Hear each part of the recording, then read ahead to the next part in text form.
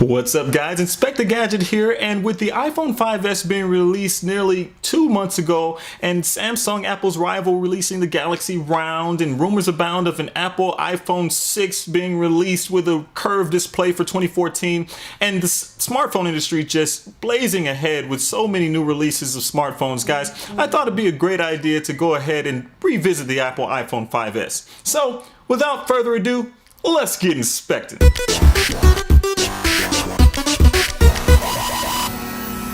So, when taking another look at the iPhone 5S and Apple's latest mobile OS, iOS 7, released nearly 2 months ago, one has to ask, where does the iPhone stand in this bloodthirsty arena of smartphones?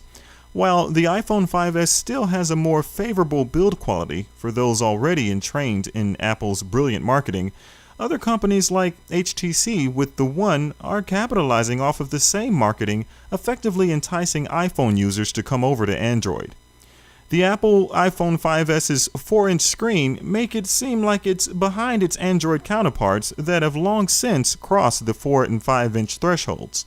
Even its 8-megapixel rear camera and its 1.2-megapixel front-facing camera seem antiquated when compared with the 13-megapixel rear and at least 2-megapixel front camera standards of most contemporary flagship smartphones. Yet Apple still continues to enchant us with Touch ID, the iPhone 5S's fingerprint reader. The timing for this is perfect, as Apple users are becoming disenchanted with the minimal upgrades of each iteration of the iPhone, and easily overshadows the security and privacy implications of having a device that stores such biometric information.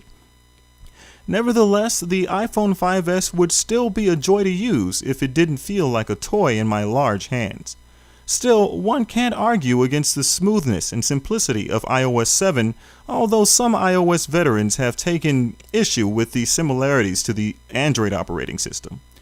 It's no doubt that the highlights of the iPhone 5S are its 64-bit A7 chip, which really isn't being harnessed much while developers decide whether to start coding for it, and the aforementioned Touch ID.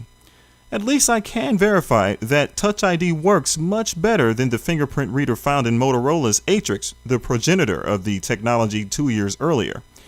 Touch ID was easy to train and consistently distinguished between the authenticating finger and any other finger. Other than this, it's harder to make out many other enhancements of the iPhone 5S. The iPhone has always been good at performance, so the A7 chip's prowess seems to go unnoticed. The 326 pixels per inch of the iPhone 5S's display is beautiful, but not a noticeable improvement over its predecessor.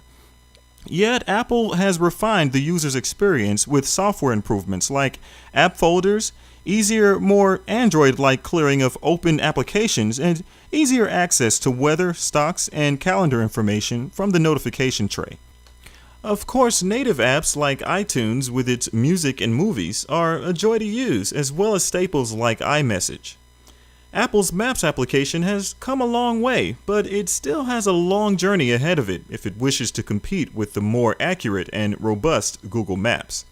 Even third-party apps like Facebook and Snapchat work just as you'd expect on a high-end smartphone.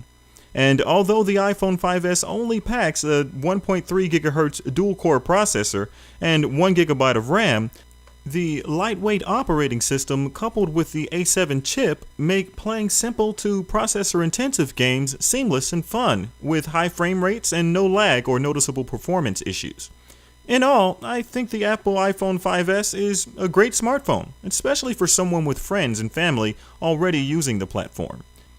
However, in my book, it's been nearly 2 years since the iPhone could be considered amongst the creme de la creme of smartphones, as there are plenty of more powerful, versatile, and customizable options available, if you're into that sort of thing.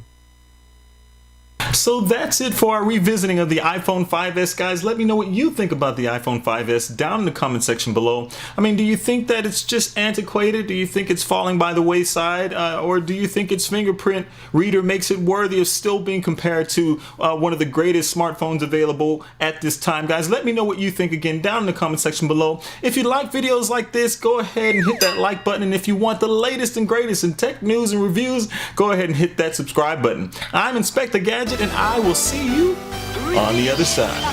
Deuces.